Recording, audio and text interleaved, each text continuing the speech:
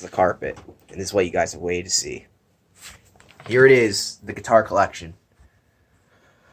Here we have a dollar store Blue Electric. It's very, very good. This is a Fender Stratocaster, an official one. And here's an official Gibson Les Paul. It says so there. Very high quality. They're very high quality from the Wii and Xbox. Well, actually, that was a joke. These are the actual guitars. Well, some of them.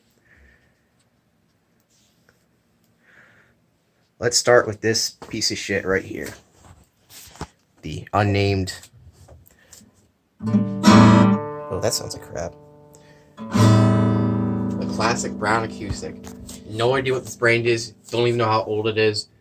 It's out of tune always. Even if you tune it, it goes out of tune in literally one day. It's super old and beat up. I never play it anymore, just I have it. It was a free gift from my cousins. It's missing a screw here. The nut is missing up here. Not the nut, the tuning knob. It's a piece of shit.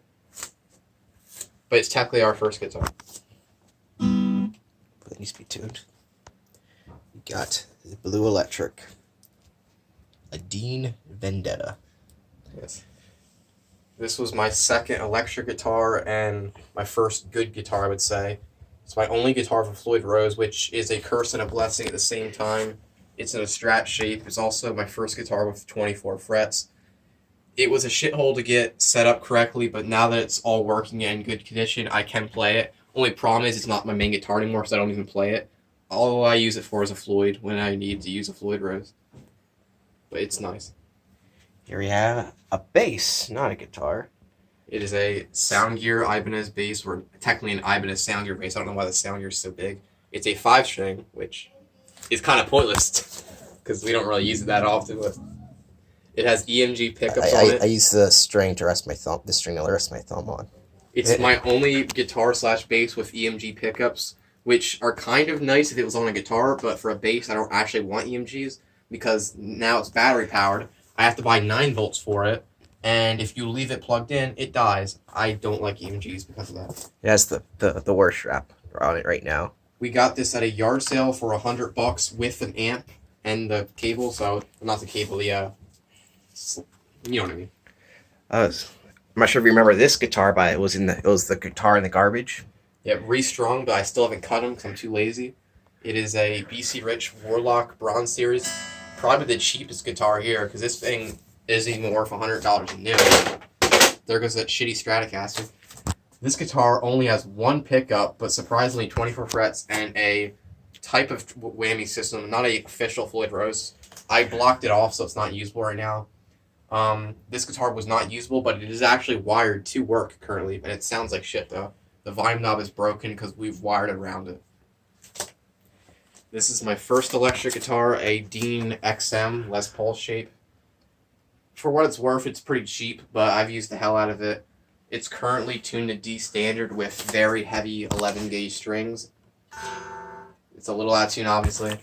I call it tally because I tallied on the side how many months I've been playing guitar. Let's see. It should be about 25, 30 right there. That sure is picking it up. Well, we'll see if it ever gets up, but there's tally marks in there.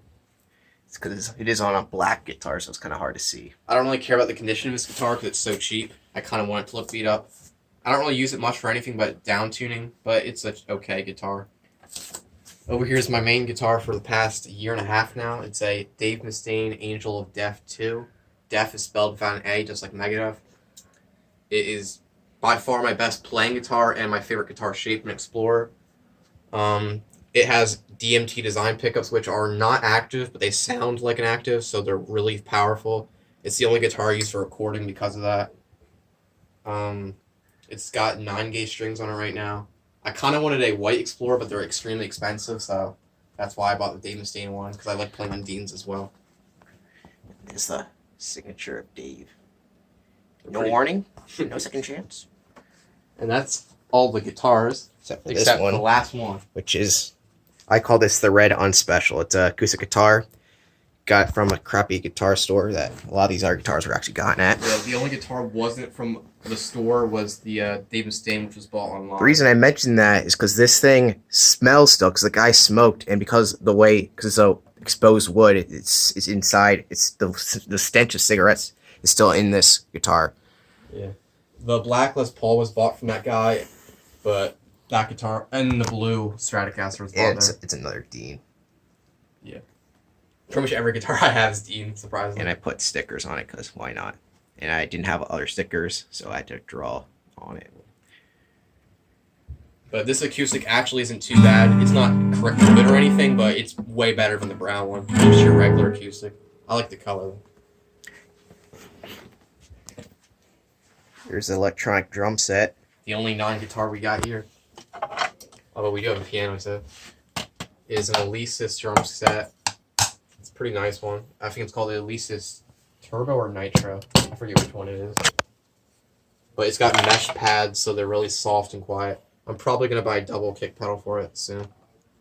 It's nice and all, but I'm not a good drummer, so I can't really tell how good it really is. It's a drum. Baby's first drum set. I will say it is very quiet, which is nice. Let's see. Now, I guess amps. In order to play an electric, you need an amp. This is the newest member. This is the Heart or Take HD 15. It sounds Danish or something. It got in today. It's a bass amp. It's pretty good. It's cheap. I did research into it to make sure I get the cheapest but most affordable one that would work for me.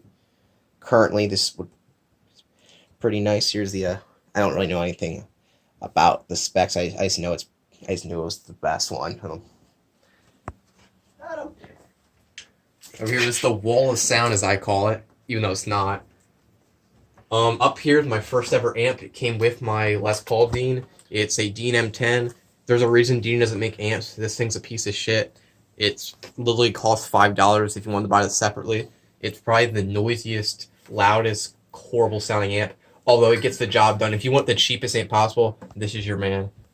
And then my next amp I bought was this one, the Spider V60 from Line 6. Very good amp. It's not the best sounding, but you have so many custom settings in there.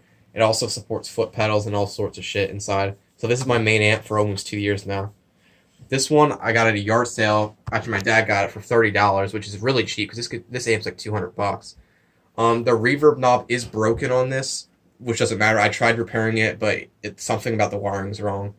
It's a good amp if you put a tube screamer through it, but as is, it's a little dull sounding. So it's not my main amp, but I use it for fun sometimes. Up here is another PV, a lot shittier though. This one is a bass amp, which we got with the bass.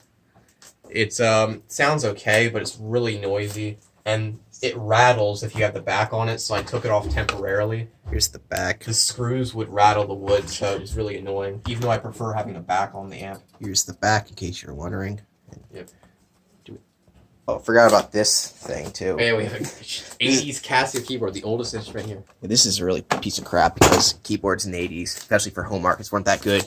But however, this one apparently is a collector's item, at least from what I understand. Yeah, I believe it's from 84 or 5. It's really old. This key here is kind of broken. I think stepped on that 2 years ago and broke it by accident. And I think one of these switches is like doesn't really work. Yeah, this one's missing a knob on it. Here's what it sounds like in case you didn't believe it sounds like crap. Yeah, not very Yeah. And none of these settings even sound like the instruments they advertise, so. Yeah. And speaking of the age of the instruments, all the instruments are relatively very new from the 2010s. The Dave Mustaine 2018 build, although the bass is actually from 1996, which is kind of cool. Everything else is relatively new. We also have a glass slide here. It's just a generic slide. I'm not a very good slide player, so I don't use it much. There's a regular capo. I use it quite often when it does what it does. It's a capo. And where's the other one of these? These are wireless adapters. They're pretty nice and all, although they do not have a great battery life because they're kind of cheap, but they do their job well. I used them at my only live gig I've ever done, and they did their job really well. And the last, we got some pedals. So the first pedals are bass wah pedal, which I was scammed into buying as a guitar pedal, so I thought it was a piece of shit. It's also broken, so I use a magnet to make it higher up. It does its job pretty well. It's technically a very high quality pedal. Dunlop makes the best pedals, although it's very old and it's broken. And I thought it was a guitar pedal, so I don't really use it very often. My next pedal is an Ibanez Tomb Screamer. I use it because on Ride the Lightning they use this pedal through a JCM 800, which if I ever buy that amp, this will sound really good on it. Most people use it as a pedal for blues, where it's like a little bit of the gain. Metallica used it as they already had a distorted amp, and they pushed it even further beyond like Dragon Ball. It's my only distortion pedal, and I kind of want an orange distortion pedal for a bass, because it's not technically a distortion pedal, it's just a tube screamer. This is just a noise suppressor I bought recently. It's supposed to get rid of noise. It does its job okay, although when you play, you can kind of hear the noise come back, unless you put it through the effects loop. But none of my amps have an effects loop because they're not that expensive. If you have a tube amp, this works a lot better. And this is my favorite thing. It's an FBV switch pedal Mark II from line 6. I don't know why it uses the printer cable, but it does. I was going to buy either the Mark I or Mark II. The Mark II has 4 instead of 2 switches and a wah pedal. And I bought this for my concert. The same reason I have those wireless adapters. It works really well for switching on the fly, which is nice when you're playing songs like One. And also, the wah pedal is my first ever guitar wah pedal, so I like it because of that, too. It was actually pretty cheap, too. Yes, that's every guitar. There's also that guitar case there. Oh, yeah. That's a red velvet interior case. It's a pretty nice guitar case, although it only fits non-Explorers or V. It doesn't fit Explorers or V shapes, but it's a regular case. It's pretty cool looking, though. The other case is over there. Where is it? On the floor. There it is. One of them is an Explorer case, which only fits my Dave Mustaine guitar. It's a pretty nice backpack guitar. And the other one is a super cheap guitar, one that came with my Les Paul, which is also technically a backpack case. I only use them if I'm going out. And the last thing to mention would be these little babies, which are just regular sweatbands, but I might get bigger ones eventually. And there's no point in talking about picks, because I got too many picks. There's picks on the walls. And I'm not going to go up these albums because I have a video about those albums, in case you want to know the vinyls on the wall. There's the guitars. Thank you for watching.